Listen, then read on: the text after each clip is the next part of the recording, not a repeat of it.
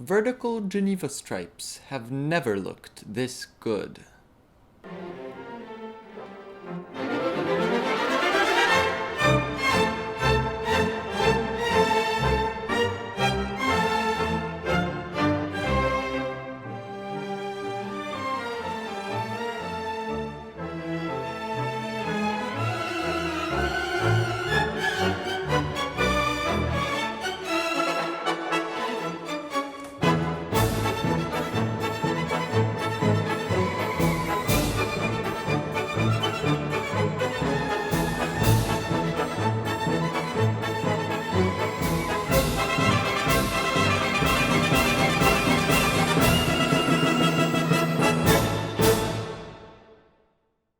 Laurent Ferrier is a delightful independent watchmaker producing very well finished movements, but with a somewhat different traditional look.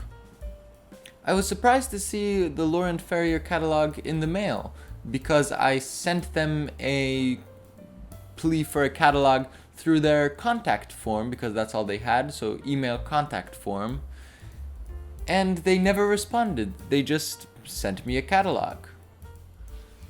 So, Laurent Ferrier. This is really quite a lovely little catalog. Yes, it's little, quite thin, and it's soft cover, but I really do like it. The design on the cover is quite spectacular. It's very simple, well, very sparse. There's not really that much on here. You have this sideways view of the Laurent Ferrier case, and well, on the other side there's really nothing, and the logo. It's a nice matte textured black soft cover. I do love the metallic ink used, the silvery metallic ink, and it's a really nice cover. Going inside, you get nice pages. These are matte pages. And you get a foreword from Laurent Ferrier, with Laurent Ferrier himself adorning this page, with the text wrapping around him, sort of talking about how he started. This isn't really an old company or anything. It's a new company, but it's one of these micro-brand companies where the watchmaker pretty much starts his own company and its focus is on absolute handmade perfection. And of course, this forward goes into how he started his company and all of that. One major point that I want to mention is pretty common of a theme with all these these aren't even micro brand companies, independent watchmakers like Laurent Ferrier, who basically saw the watchmaking world and wanted to do things their own way, wanted a watch that's their own, what they wanted. And Laurent Ferrier is one of those who did just that. And we see that in the next page, the inspiration page. What is the inspiration for these Laurent Ferrier watches? In this case, it's one of my favorite things. Old pocket watches. Specifically, well, this kind of pocket watch. And there's a couple design cues taken from pocket watches, well, that what they call a neoclassical style somewhere there. It is quite a traditional watchmaking style. Perhaps not exactly modern, but I'd say it is modernized. It's not modern, but it's a modernized style.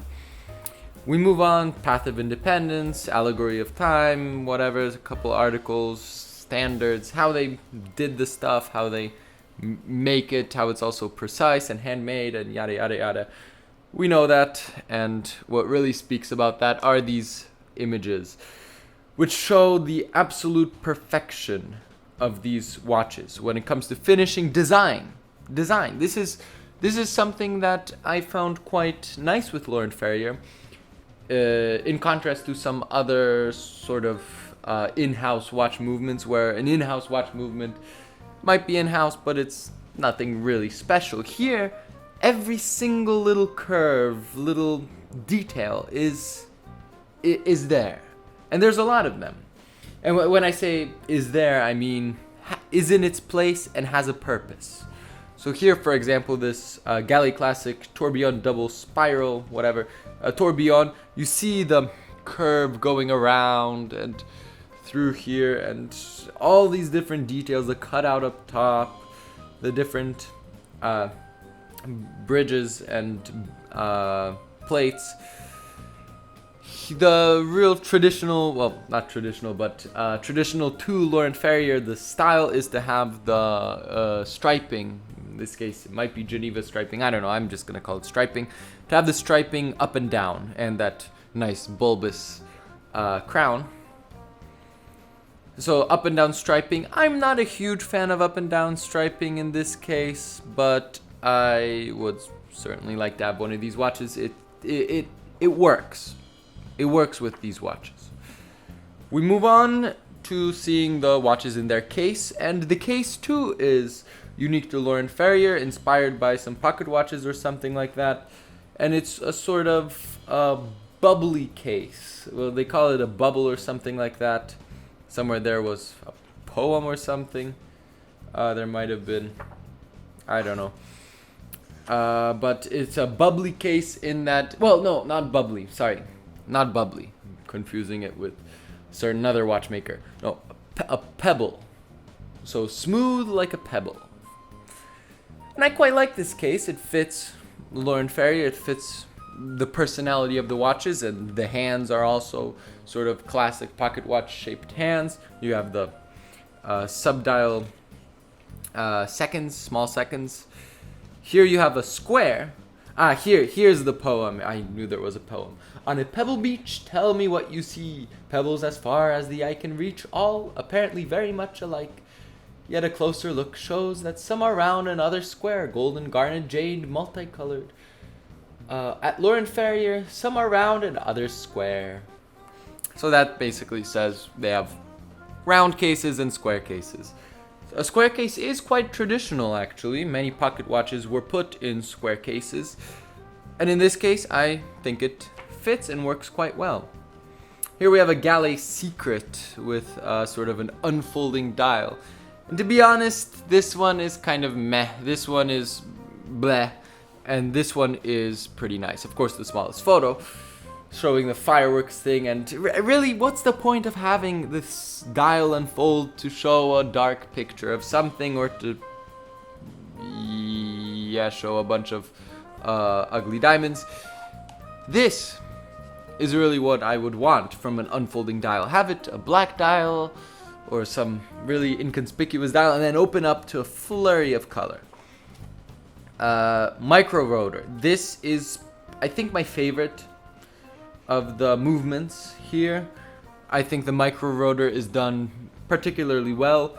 I always loved micro rotors, and you can again see a lot of little details. You have little cutouts here and there, and the micro rotor having this second, I don't know, bridge or something on here. It's kind of hard to see, but it's quite unique and nice.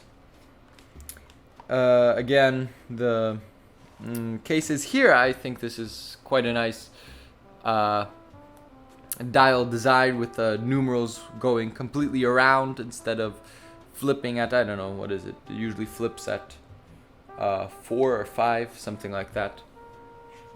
Or not flipping, but being up and down, vertical the whole way around instead of wrapping around the display. Here we have a lady watch, which I also think is quite nicely made.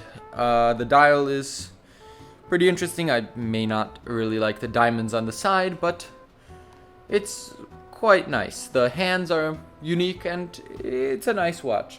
What is it? 39 millimeters. So, like I said before, I think a woman's watch should either be very small or in that 39-40 millimeter range. And as I'm discovering with this watch, they say 40 millimeters, but it wears more like a 39. So I may have to revise my statements about what is the perfect size for a watch. 39, of course. Galley micro rotor with a natural escapement. Here is, I believe, This might have been, yeah, this is also a natural escapement. But this is Laurent Ferrier's sort of delve into the crazy escapement world. And it's kind of hard to see. Let me see if I can make it there. Let me try to point it out. This ring over here where my finger is, you can barely see it. That's one of the 2 escapement wheels. There's the second one somewhere over there. Hopefully you can see that. And these are sort of a dual escapement type thing. And I think it's quite well made, and it's pretty spectacular that they're here on this very classical watch.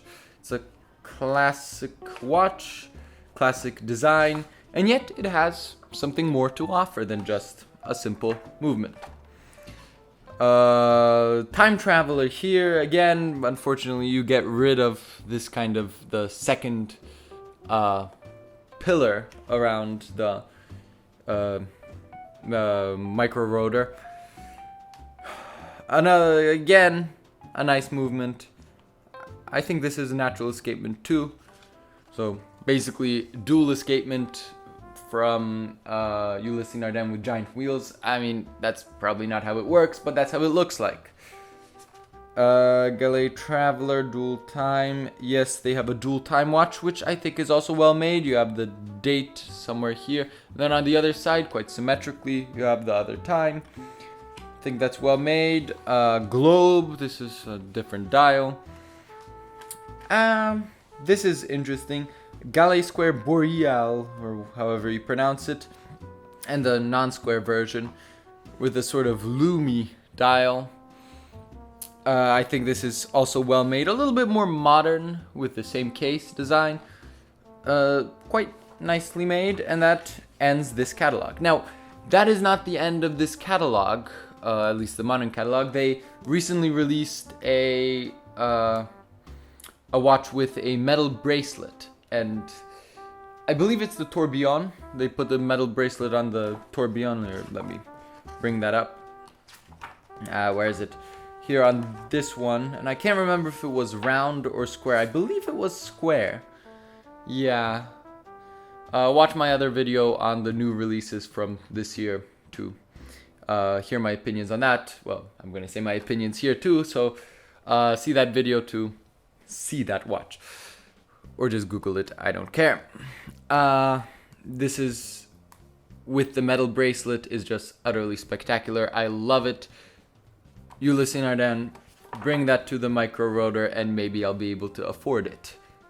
Perhaps not now, but when I'm able to afford a watch like this. I don't think I'd buy actually the tourbillon, just because even if I could afford it, I don't think I'd buy it, because I kind of prefer that natural escapement thing. I really do love the idea, the micro rotor, the execution of this entire movement. The tourbillon is nice, don't get me wrong, but there's something about it that it's just a tourbillon. I've never been a huge fan of tourbillons. A huge fan of tourbillons. I've always preferred the more classic non-tourbillon versions, unless of course it's an interesting tourbillon or made very nicely, which this one is made very nicely. The cage is quite unique, and the bridge has 3 arms, 1 on the right, 2 on the left. But I'd personally take the natural escapement with the micro rotor. And that sums up the Laurent Ferrier catalog. My opinion of this company, or independent watchmaker, is that it's spectacular. It's just amazing. It's not completely my style, but what they've done, I love. They have a style that is not offensive, and in fact, I'd love to have one of their watches. And with the bracelet, it really brings it all together and makes it shine. Laurent Ferrier, well, it's shown before that metal bracelet, but I mean, I love Laurent Ferrier. They're one of those companies where it's just, there's really nothing to talk about. It is just great. Of course, there's one thing that must bring us back to earth, and that is the price. And these watches are quite expensive. The Tourbillon is 180,000. In this case, it could be, in this case, it's Swiss francs, approximately that many dollars. Yeah, Grand Few enamels, same thing, 180,000. The classic squares are a little bit more affordable. Oh no, that's Tourbillon. Whereas a natural escapement, 47,000, 37,000 in stainless steel, and a regular dial, 37,000. $37,000 isn't terrible for this. It's not. It's pretty good, in fact. Well, that's about it for this catalog. I do like Laurent Ferrier very much. And I especially very much like the idea of what Laurent Ferrier does. Takes a classic pocket watch case, movement design, case design, and adds these little flares to it, makes it very special and spectacularly finished. And I like this idea of making little tweaks to a very nice design. I think more companies should do that. Thanks for watching the video to the end. If you liked it, please subscribe and like the video. Perhaps consider supporting me on Patreon. Any support would be greatly appreciated. I will be coming out with catalog collectors once a week for the foreseeable future. Of course, until I run out of catalogs. We'll see what happens then. See you in the next one.